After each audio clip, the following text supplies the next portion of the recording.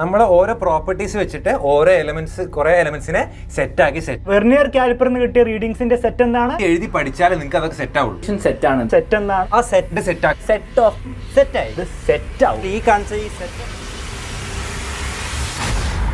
ഇത്ര യൂണിവേഴ്സലായിട്ട് മറ്റൊരു കോൺസെപ്റ്റ് ഉണ്ടോ? അപ്പൊ നമ്മള് +1 മാത്തമാറ്റിക്സ് തുടങ്ങാൻ പോവാ. ആദ്യത്തെ ചാപ്റ്റർ എന്ന് പറയുന്നത് സെറ്റ്സ് ആണ്.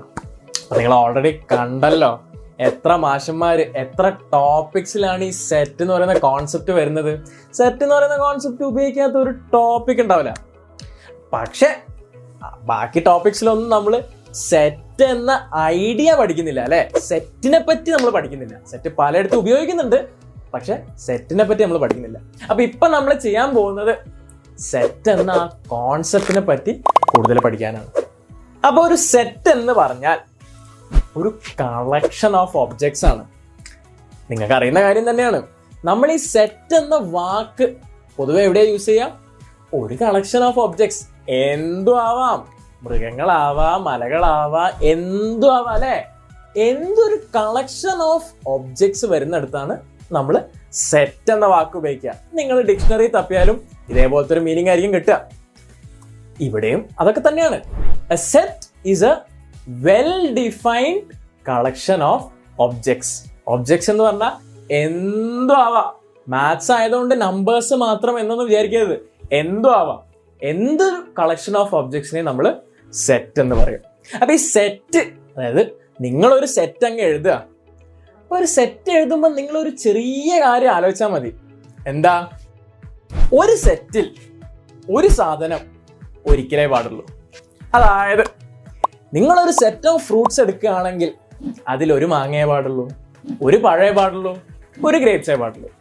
അതായത് റെപ്പിറ്റിഷൻ നമുക്ക് വലിയ താല്പര്യമില്ല. അപ്പൊ ഒരു സെറ്റ് എന്ന് പറഞ്ഞാൽ എന്താ? റെപ്പിറ്റിഷൻ ഇല്ലാത്ത കളക്ഷൻ ഓഫ് എലമെന്റ്സ്, അത്രേ ഉള്ളൂ. അപ്പൊ നമുക്കൊരു സിമ്പിൾ ഉദാഹരണം. എന്താ? ഞാൻ നിങ്ങളോട് ചോദിക്കുകയാണ്, നമ്മുടെ സ്വന്തം എക്സാം വിന്നർ അല്ലേ, എക്സാം വിന്നർ എന്ന 2 വാക്കുകളിലും പെടുന്ന എല്ലാ ലെറ്റേഴ്സിനെയും ഒരു സെറ്റിൽ ഇട്ടിട്ട് അങ്ങ് തരാൻ ചോദിക്കുക. എന്താ ഞാൻ ചോദിച്ചത്? Set of all letters featuring in exam winner. Exam winner എന്ന ആ ഒരു സിമ്പിൾ വാക്ക്, അതിനകത്ത് ഏതൊക്കെ ലെറ്റേഴ്സ് ഉണ്ട്. ഓക്കെ, അപ്പൊ ഇത് നമുക്കൊന്ന് വൃത്തിയായിട്ട് ഒരു സെറ്റിൽ അങ്ങ് എഴുതി വെക്കാം. അപ്പൊ ആദ്യം നമുക്ക് ഒരു സെറ്റ് വേണം അല്ലെ. ആ ഒരു സെറ്റിലാണ് നമ്മൾ ലെറ്റേഴ്സ് ഇടുന്നത്. അപ്പൊ ആദ്യം നമുക്കൊരു സെറ്റ് വേണം.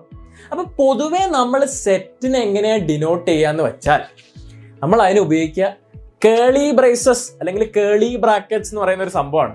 സംഭവം ഇത്രേ ഉള്ളൂ. നമ്മൾ ഇങ്ങനെ വളഞ്ഞിട്ടുള്ള 2 ബ്രാക്കറ്റ്സ്.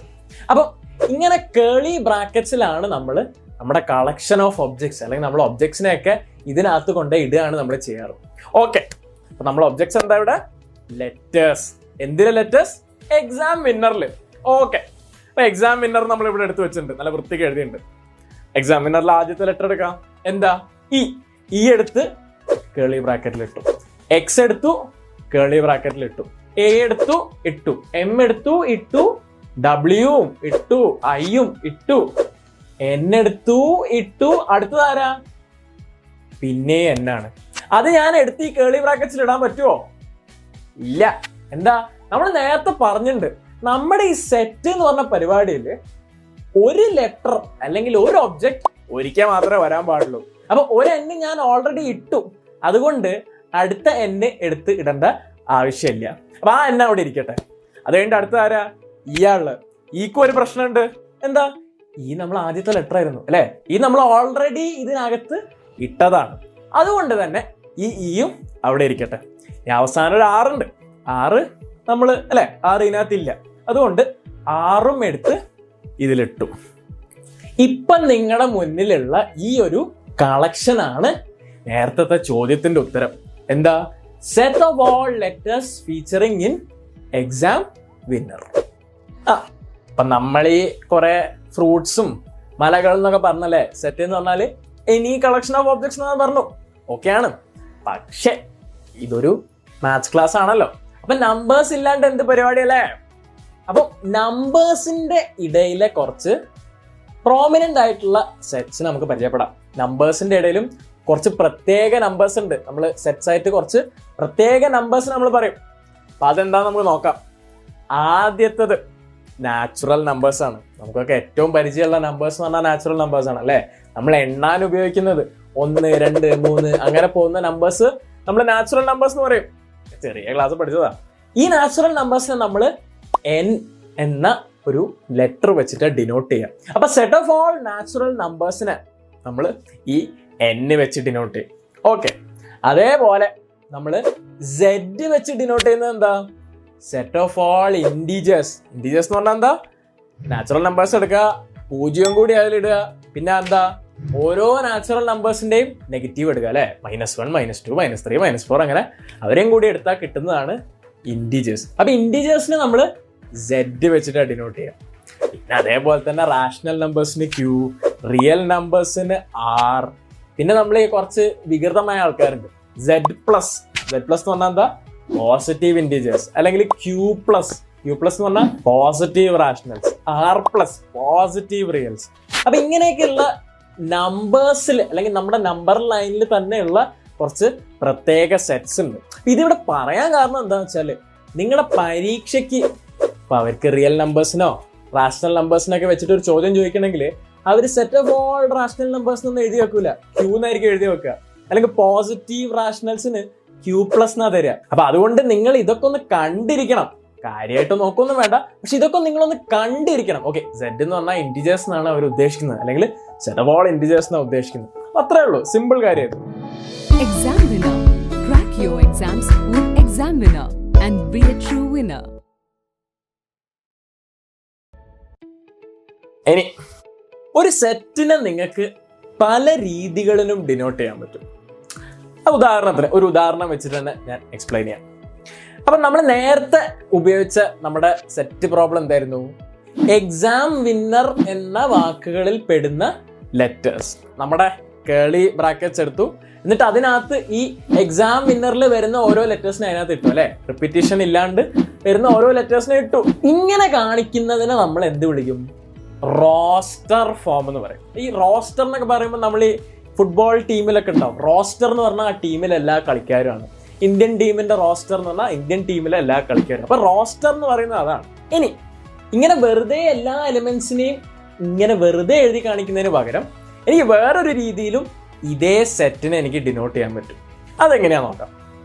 അപ്പൊ നേരത്തെ പോലെ തന്നെ നമ്മളൊരു കേളി ബ്രേസ് വിട്ടൊരു പരിപാടി ഇല്ല കേട്ടോ. സെറ്റ് ആണെങ്കിൽ എന്തായാലും കേളി ബ്രേസ് വേണം. അപ്പൊ ഒരു കേളി ബ്രേസ് അങ്ങ് എടുക്കുക. ഈ കേളി ബ്രേസ് എടുത്തിട്ട് അതൊന്ന് 2ആയി ഭാഗിക്കുക. കേളി ബ്രേസ് നമുക്ക് 2 ഭാഗം വേണം. ഓക്കെ, അപ്പൊ ആദ്യത്തെ ഭാഗത്ത് അല്ലെങ്കിൽ നമ്മൾ ആ ഡിവൈഡ് ചെയ്തിട്ടുള്ള ഫസ്റ്റ് പാർട്ടിൽ നമ്മൾ എന്താ എഴുതാൻ അറിയോ? എക്സ് ഒരു പ്രത്യേക ഇ. ആ ഈനെ നമ്മൾ മാത്സിൽ അതിനെ എലമെന്റ് ഓഫ് എന്നാ പറയാം. ആ കാണുന്ന ഈ പോലത്തെ സാധനത്തിനെ നമ്മൾ എലമെന്റ് ഓഫ് എന്നതിനെ ഡിനോട്ട് ചെയ്യാനുള്ള ഒരു സിമ്പലാ. അത്രേ ഉള്ളൂ. അപ്പൊ ആദ്യത്തെ ഭാഗത്ത് നമ്മൾ എന്ത് ചെയ്യുന്ന വെച്ചാൽ X element of English alphabet അങ്ങനെ എഴുതുക. തൽക്കാലം ഇപ്പൊ നിങ്ങൾ അങ്ങനെ എഴുതുക ആദ്യത്തെ ഭാഗത്ത്. രണ്ടാമത്തെ ഭാഗത്ത് എന്താ എഴുതേണ്ടതെന്ന് വെച്ചാൽ ഒരു കണ്ടീഷനാണ്. എന്ത് കണ്ടീഷൻ സാറ്റിസ്ഫൈ ചെയ്താലാണ് ഈ ആദ്യത്തെ ഭാഗത്തെ പറഞ്ഞ എലമെന്റ്സ് നമുക്ക് വേണ്ട സെറ്റിലെത്തുക? എന്താ സാറ്റിസ്ഫൈ ചെയ്യേണ്ട condition? X should feature in exam winner. ഇവിടെ എന്താ നമ്മൾ ചെയ്തത്? നമ്മുടെ കേളി ബ്രേസിനെ 2ആയി മുറിച്ചു അല്ലെ. എന്നിട്ട് ആദ്യത്തെ ഭാഗത്ത് ആ സെറ്റിൽ എലമെന്റ്സ് എന്താണെന്ന് എഴുതി. ഇപ്പൊ ഫ്രൂട്ട്സ് ആവാം, നമ്മൾ പറഞ്ഞല്ലോ എന്ത് വേണമെങ്കിലും ആവാം, നമ്പേഴ്സ് ആവാം, എന്ത് വേണമെങ്കിലും ആവാം.